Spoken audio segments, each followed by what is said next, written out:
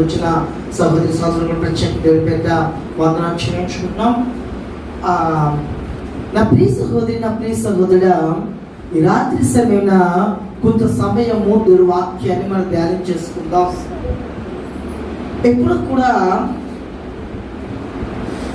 ఈ లోకములో మనం జీవిస్తుంటున్నాం కనుక మరి ముఖ్యంగా మనం జ్ఞాపకం చేసుకోవాల్సిన విషయం ఏమిటంటే మన చేతిలో ఏమీ లేదు.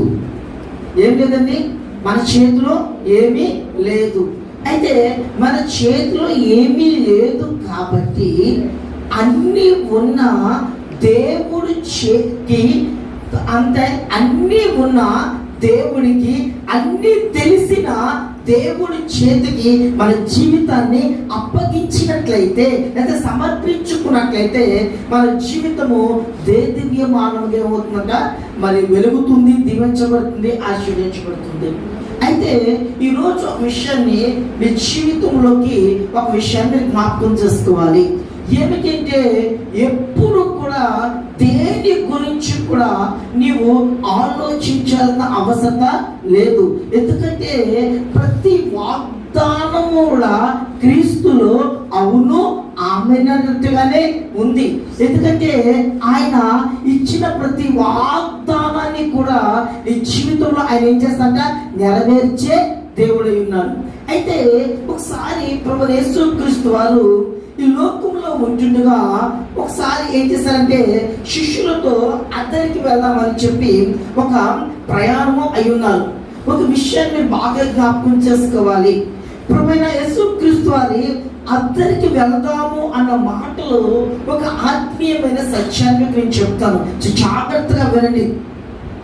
నీకు నాకు ఇప్పుడు ఏమి జరిగిందో తెలుసు, కానీ నీ అద్దరి అంటే అవతల ఏమి జరుగుతుందో, అవతల ఏముందో దేవుడికి బాగా తెలుసు. సో ఇప్పుడు నీకు అవతల అంటే ఏంటి? రేపు, అంతేనా? అవతల అంటే అవతల అంటే నీకు అవతలకి వెళ్తేనే అవతల ఏముందో తెలుసు, కానీ అవతలకి వెళ్ళక ముందే అవతల ఏముందో తెలుసు. ఎందుకంటే దాన్ని సృష్టించింది ఆయనే కాబట్టి. అర్థమవుతుందని. అందుకని నేను ప్రతి ఒక్క దేవుడి బిడ్డకి నేను చెప్పేది ఏమిటి అంటే, నీ యొక్క ప్రతిదీ కానీ దేవుడితో నువ్వు ఎందుకు ఆ సంబంధాన్ని కానీ వేరు చేసుకుంటే దృఢపరుచుకున్నప్పుడు దేవుడు మహోన్నతమైన కార్యాలు జరిగిస్తాడు మీ జీవితంలో. ఎందుకంటే ఒక బిడ్డ తన తండ్రిని నమ్మినట్టుగా నువ్వేం చేయాలి? ఒక మంచి ముందుగా ఒక సర్కస్ ఆయన ఉన్నాడు. ఎవరు? సర్కస్ ఆయన ఏం చేస్తాడంట, ఒక కొండకి అటు ఇటు ఏం చేశాడు, చెట్టుకి తాడేసాడంట. అటు ఏం చేశాడంట, ఈ యొక్క ఆ యొక్క తాడు మీద నడుచుకుంటూ అటు ఇటు వెళ్తాడంట. అందరూ కింద చూస్తే పెద్ద అగాధం, అందరూ గట్టిగా ఏం కొడతాంట, ఓ అబ్బో ఎంత బాగా ఎంత అందరూ చప్పట్లు కొడతాంట. బాగుంది. అలా 2 సార్లు నడిచారంట. నడిచిన తర్వాత వీళ్ళు ఎవరన్నా వస్తారా, నా భుజాన్ని తీసుకెళ్తానంటే నువ్వు ఎవరు రావాలంట. వెంటనే అక్కడ చిన్న పాప ఉన్నంత పరిగెత్తుకుంటూ వచ్చి నేను వస్తానంట. ఈ పాపకి ఏమంటా లేదా, ఈ పాప కింద పడిపోతే అయిపోతే చనిపోతుంది అంటే ఆ పాప పరిగెత్తుకుంటూ వచ్చి ఆ యొక్క భుజాల మీదకి ఎక్కిందంట. ఆ యొక్క పాపని అటు తీసుకెళ్ళి ఇటు తీసుకొచ్చాడంట. ఏమై నీకేమన్నా ఇచ్చిందా, ఏంటి, ఎంతకెళ్ళావు, ఎవరు అంటే అప్పుడు చెప్తుందంట, ఆ నడిపించిన అతను ఎవరో కాదు, నా తండ్రి.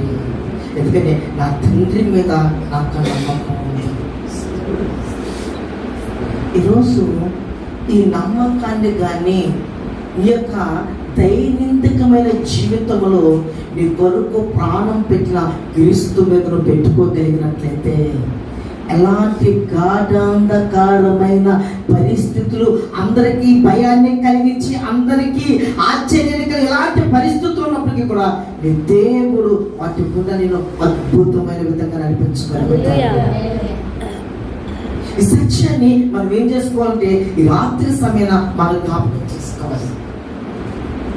అర్థమవుతుందని కొన్ని ప్రాముఖ్యమైన విషయాలు అంటే ఇప్పుడు దేవుడు ఏం చెప్తాడు, అవతల ఏముందో నాకు తెలుసు, కానీ అవతల కొరకు మీరేం చేయొద్దు, కంగారు పడద్దు. భయపడద్దు. ఎందుకంటే అవతల ఏముందో తెలుసు కాబట్టి, అవతల ఏమున్నా సరే, మీ ప్రయాణంలో ఏమున్నా సరే నీతో నేను ఉన్నాను కాబట్టి నువ్వు భయపడాల్సిన అవసరం లేదు. ఎందుకంటే మీతో నేను ఉన్నాను కాబట్టి ఏది వచ్చినా అది నన్ను తాకి నీ దగ్గరికి రావాలి కాబట్టి నువ్వు భయపడాల్సిన అవసరం లేదు. ఏది వచ్చినా ఏమి జరిగినా నేను చూసుకుంటాను. అర్థమవుతుందండి? నేను చూసుకుంటాను. దేవుడు ఆ ఇన్సూరెన్స్ ఈ యొక్క రాత్రి సేవన మన ప్రతి కుటుంబానికి ఇస్తున్నాడు. ఒకసారి మత్తయి సువార్త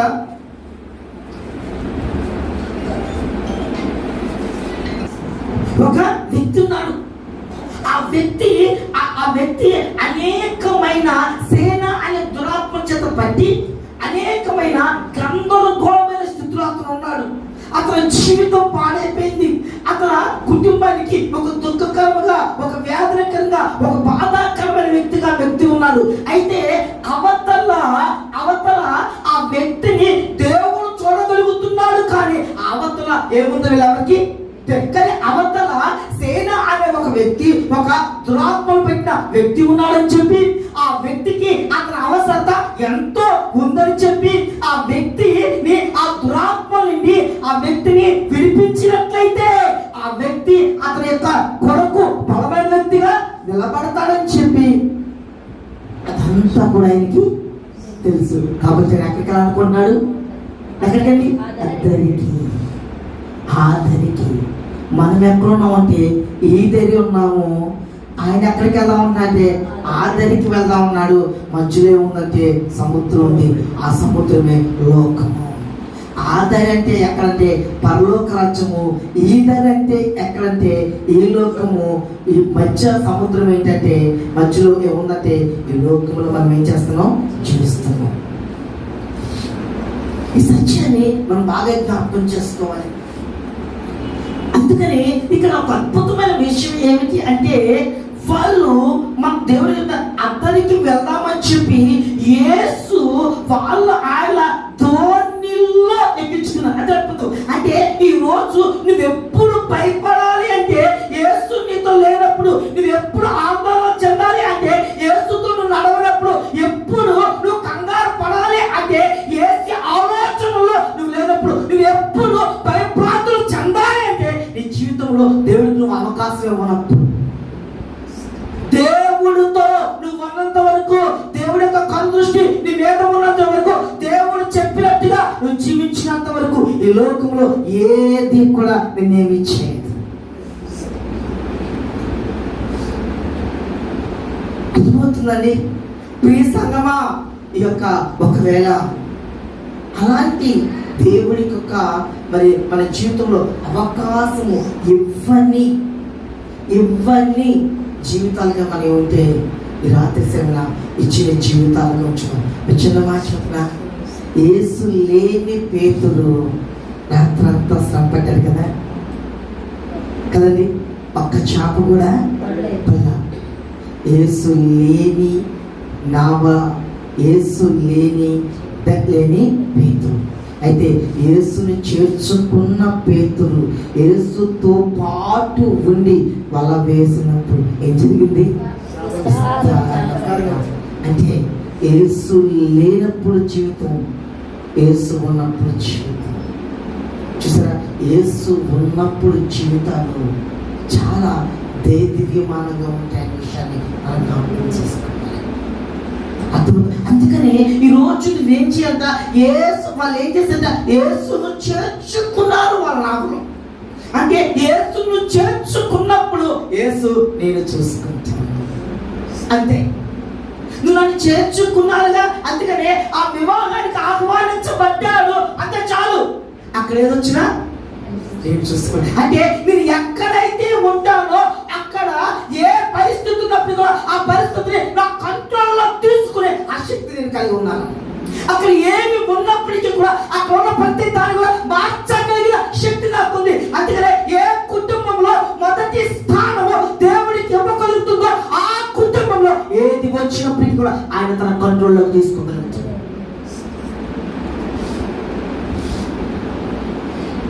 ఈ సత్యాన్ని మనం జ్ఞాపకం చేసుకోవాలి.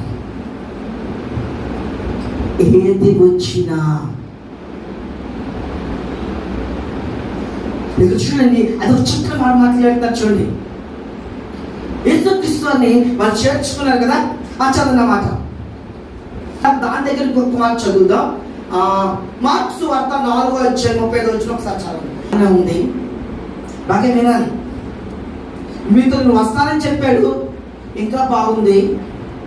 అవతల ఏముందో ఆయనకి తెలుసని చెప్తున్నాడు. మా తుఫాను రావడానికి తెలియదా?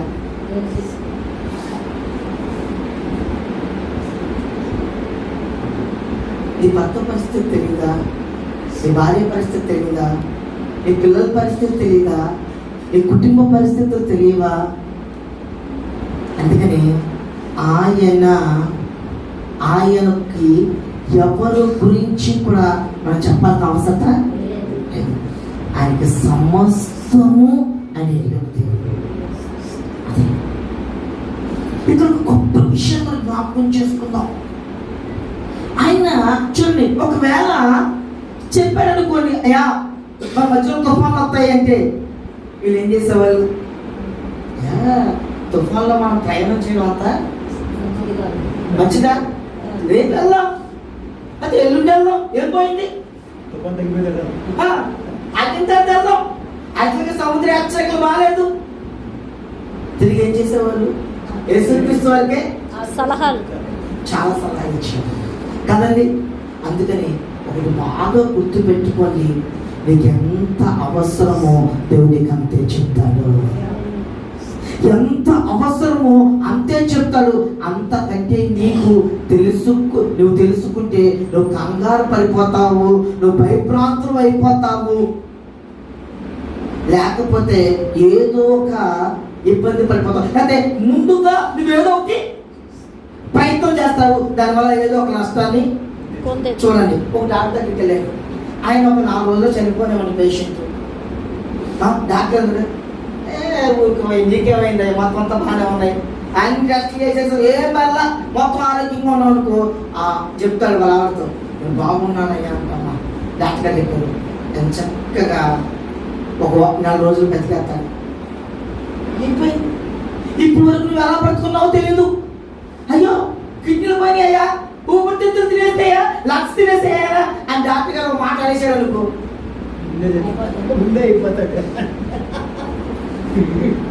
ఏమవుద్ది? అంటే చెప్పడం మంచిదా, చెప్పకపోవడం మంచిదా? చెప్పడం మంచిది, చెప్తే వెంటనే అయిపోతాడు.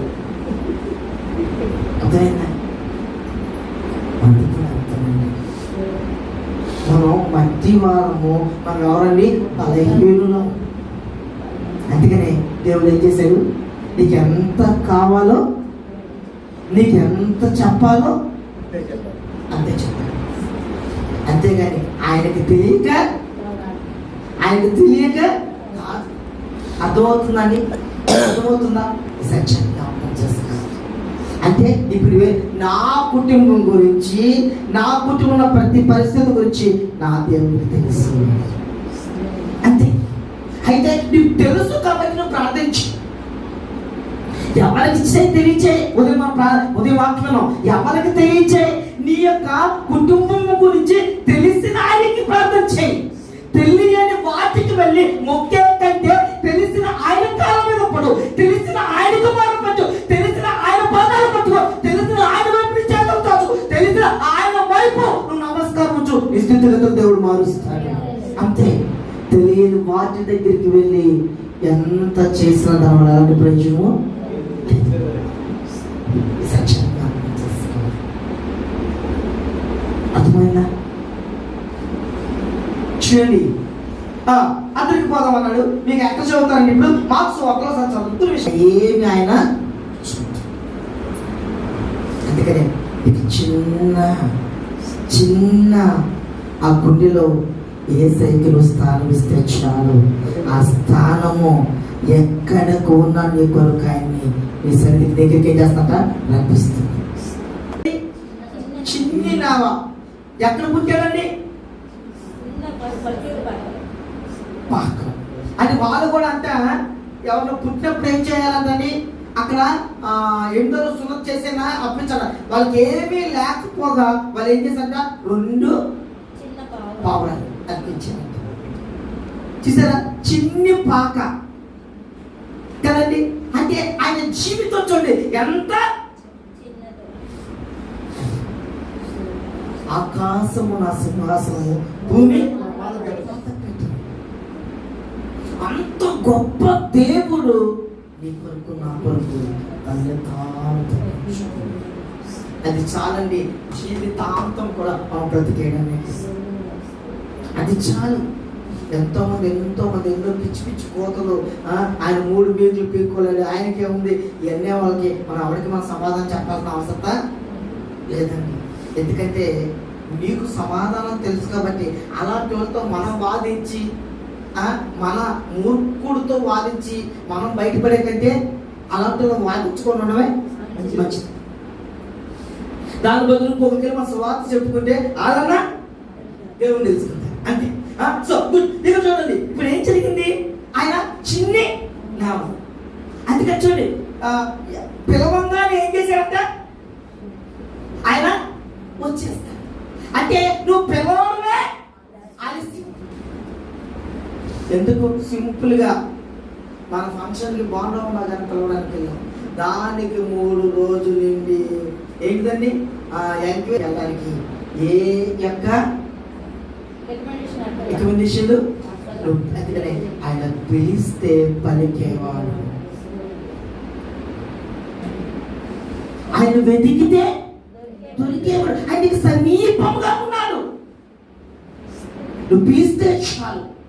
అందుకనే ఆయన అది ఎవరు కుటుంబంలోకైనా సరే ఆయన అందుకనే వచ్చేసి తలుపు తోసేసుకుంటే ఏం చేయండి, ఏం చేస్తాడ,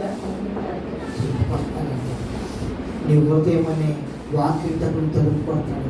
నీకు ఇష్టమైన తలుపు తీస్తేనే ఆయన తలుపులు తోసుకొని వచ్చే అలవాటు ఆయనకి వద్దు అంటే ఇంటి దగ్గర తిరిగి ఆయన ఏం చేస్తాడు, వెళ్ళిపోతాడు. అంతే ఈ విషయం చూడండి. చిన్ని నామం కదండి, చిన్ని నామం ఏం చేస్తున్నారు, ఎక్కించుకున్నారు. చదవండి.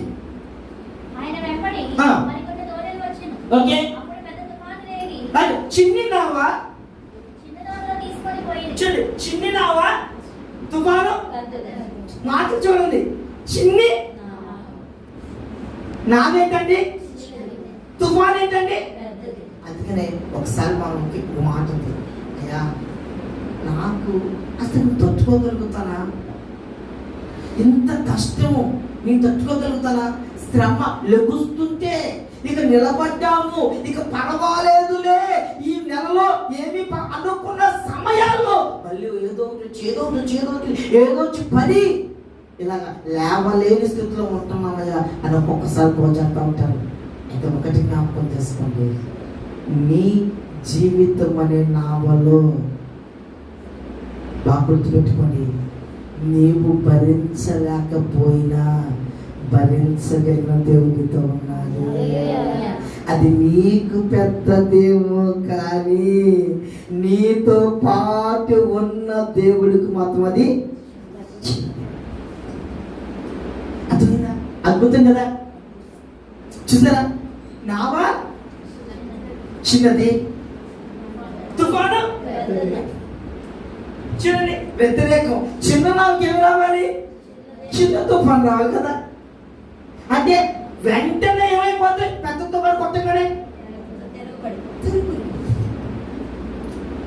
అర్థమవుతుందండి. ఇంకొక మాట చూడండి, అసలుకి యేసు ఉంటే ఏమి రాకూడదు అసలుకి. ఒకసారి చదువుతారండి మాటలు, 107వ కీర్తన. తుఫాను బిడ్డ ఓకే 29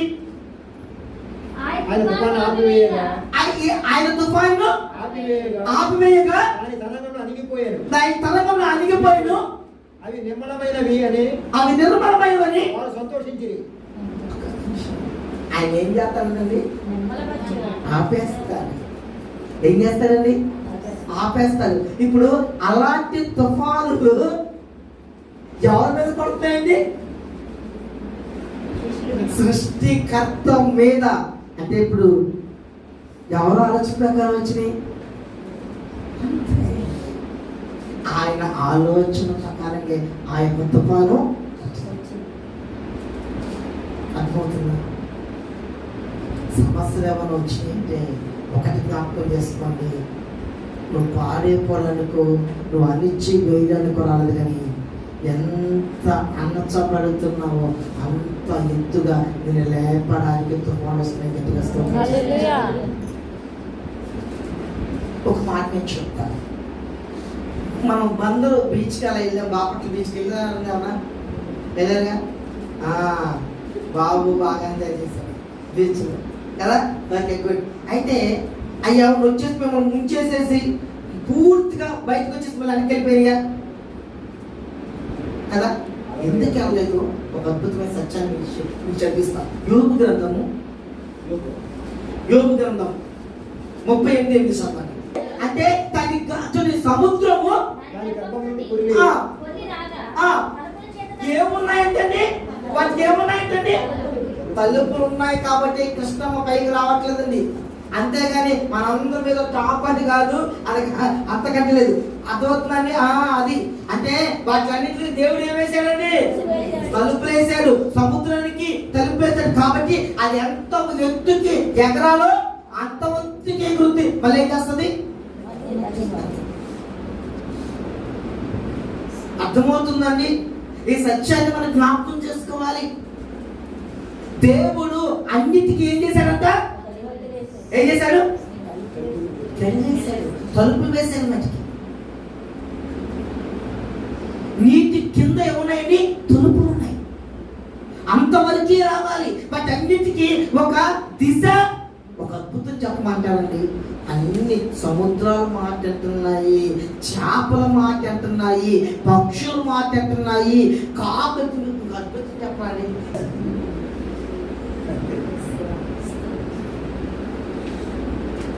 నిజంగా అంటారు ఇది చీచి అన్నా ఏంటమ్మా? చీచి అన్నా అది నిజంగా మాటలు వస్తే దానికి నువ్వే పో. ఎందుకంటే నువ్వే నడిచి అంటాకి నేను దేవుడు మాట వింటాను అనేది ఖచ్చితంగా. గాడి కనబడంగానే ఏం చేస్తాం? చెప్పండి అమ్మా. గాడిని చూసావా లేదా? అసలు నేను గాడిని తీసాను, మీరు చూడండి. చూసాక అందరం. సో గాడిని చూడగానే ఏమంటాం? చీ గాడిగా. మనం ఎవరన్నా తిట్టాలన్నా గాడిద మొహం వేసుకొని వలన సూపర్ గా ఉంటుంది, మనకి వీళ్ళేదో అందంగా ఉన్నట్టు బాగుంది. అయితే అంటాం కదా, గాడికి మాటలు వస్తే గాడిద మనం ఏం చేస్తుందండి? వచ్చినట్టు. ఓకేనా? ఓకే, బాగుంది. ఈ మాట అంటే చూడండి, అది ఈ మాట వినండి ఎవరు? మనిషే. అంటే ఎవరు తిమింగలం ఉందనుకో, యోనా కక్కిందని పాపంట అది 3 రోజులు ఏం తినలేదంట, ఉపవాసం. ఒకవేళ అది ఏమైనా తిమింగలం తినింది అంటే అంట లోన యోనా చచ్చిపోతాడు.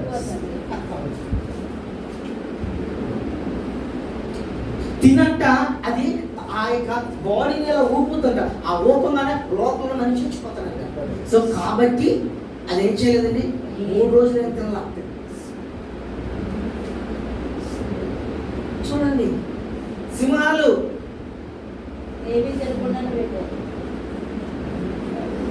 కానీ విన్నది ఎవరన్నా భూమి ఉన్నారంటే ఆయన. అందుకనే ఆయన ఇష్టపడే, ఆయన చేత చేయబడి అన్ని ఆయన మాట్లాడుతున్నాయి. ఆయన ఇష్టపడే మనిషి మాత్రం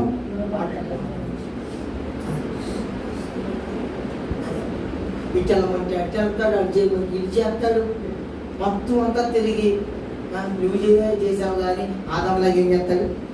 మాట్లాడతాడు. ప్రార్థన చేస్తే దీవిష్టపడతామని, ప్రార్థన చేస్తే కష్టాలు పోతాయని, ప్రార్థన చేస్తే ఆధ్యాత్మిక అన్నీ తెలుసు కానీ అదే చేయం. అది తప్ప అన్నీ చేస్తాం, అన్నీ చేస్తాం. ఆ చేతి ఏవి కూడా నీకు నష్టము, నీకు బాధము, నీకు దుఃఖము, నీకు వేదన, నీకు కన్నీరు తప్ప ఏవి కాదు. అన్నీ తీసివేసే ప్రార్థన మాత్రం అసలు చేయాలి. దేవుడి సన్నిధిలో ఆ యొక్క గుమ్మం వైపు కూడా మనం ఓకే కూర్చుంటుంది కదా. చూడండి, చిన్న అంటే సముద్రం అంటే తుఫాను ఏంటి అవసరం చేశారండి దేవుడు. Okay good. ఇప్పుడు చిన్న దోనే పెద్ద చదవండి. వెనకాల ఏమొస్తాయంట? నావలు వస్తాయి కదా. కానీ ఎవరు నావం మీద కొట్టిందండి?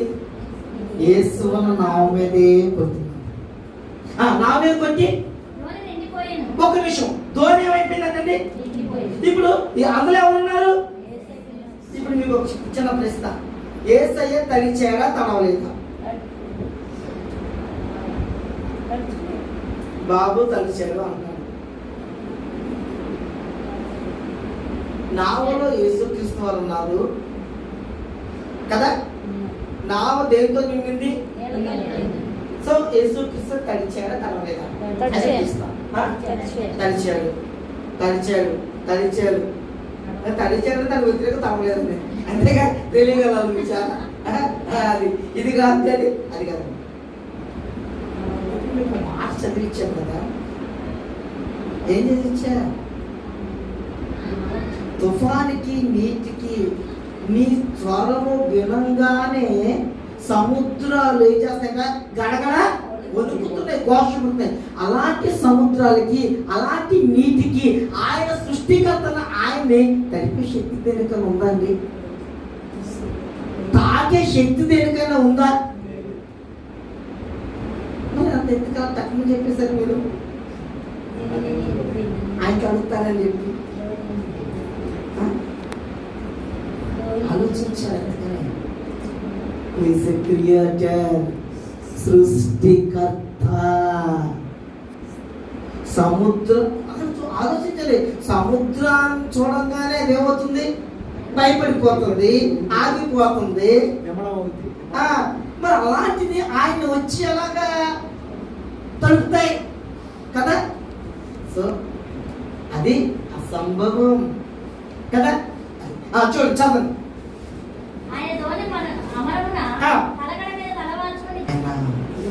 కునుకడు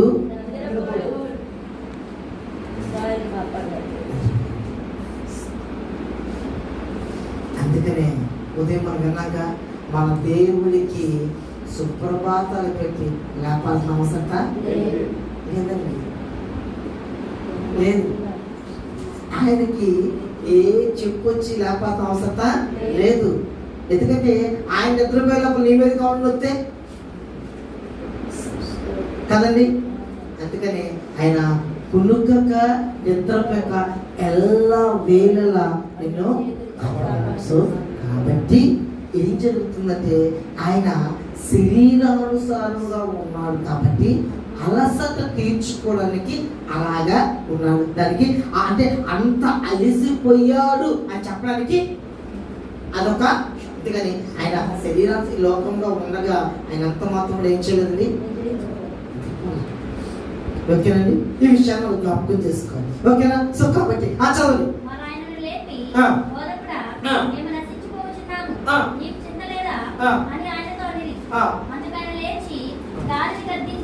ఇక్కడ ఏం చేయాలంటే ఇది మనం ఏం చూస్తున్నామంటే అంటే దేవుడు మనతో పాటు ఉంటే శ్రమలో రావని దేవుడు చెప్పలేదు. నీ విశ్వాసాన్ని దేవుడు ఏం చేస్తాడు? బలపరుస్తున్నాడు. నీ విశ్వాసాన్ని ఏం చేస్తాడు? బలపరుస్తున్నాడు. ఇంకా ఇంకా ఇంకా విశ్వాసంలో నువ్వు బలపరచబడాలి. ఇంకా ఇంకా ఇంకా ఆ యొక్క దేవుడు ఎదుగుతాను నువ్వేం చేయాలి? ఎదగాలి. ఎదిగే నువ్వు ఇక పరిపూర్ణంగా నువ్వేం చేయాలి? దేవుడి మీద ఆధారపడాలి. అది దేవుడి యొక్క ఉద్దేశం, ఆలోచన. అర్థమవుతుందండి. సో ఓకే, ఇప్పుడు ఏమైంది? ఆయన నిద్రించినట్టుగా కనిపించాడు. వెంటనే మీరు ఏం చేశారంటే అయ్యా ఏమైపోతాం? నిరసించిపోతాం. నీకు చింత లేదా? అప్పుడు చాలాసార్లు ఈ లోపల ఏం చేశారు? వాళ్ళు ఏం చేశారు? ఆ యొక్క చాలా చేస్తుంటారు. ఎందుకంటే ఆ యొక్క నావని వాళ్ళ ఎవరు జాలర్లు, ఎన్నో సముద్రాలు ఆ అలలు వాళ్ళకి బాగా తెలుసు కాబట్టి ఆ నావను అట్లా నడిపించుంటారు, ఇట్లా నడిపించుంటారు, దిశ మార్చుంటారు. లేకపోతే దాన్ని ఏమంటారు? తెరచాపలు లేపుకుంటారు. కానీ ఎలా వాళ్ళ ప్రయాసం అంతా ఏమైపోయింది?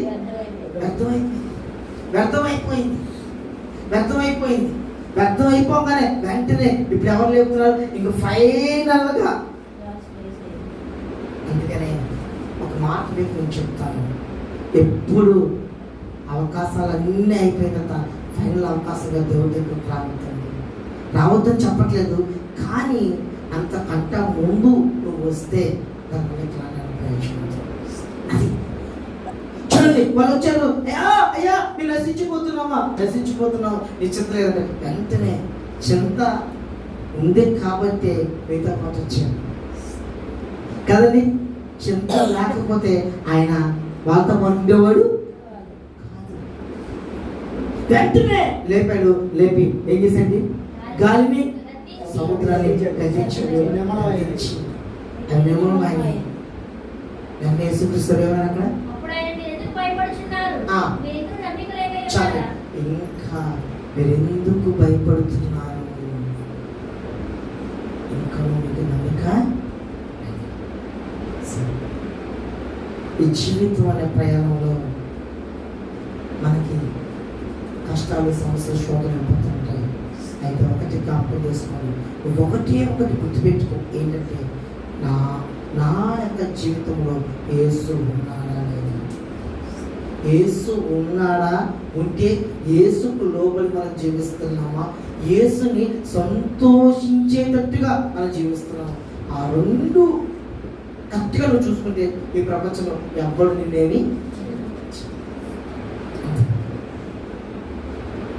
కనుక ఆ ప్రేసపోతే నా ప్రేసపోతే రాత్రిసంగా మరొకసారి జ్ఞాపకం చేస్తున్నాడు, యేసు మన కుటుంబంలో ఉన్నాడు. అందుకని ఈరోజు యేసు యొక్క కుటుంబంలోకి నీ జీవితంలోకి చేర్చుకొని ఆయనకి నీ జీవితాన్ని సమర్పించుకో. యేసు సొంత రక్షకుడుగా అంగీకరించు, ఆయనలో ఎదుగు, ఆయనలో స్థిరపడు. అప్పుడు జీవితంలో గొప్ప కార్యాలతో చేస్తాడు. అతి కృప దేవుడు మనకు దయచేయుగాక. ఆమేన్.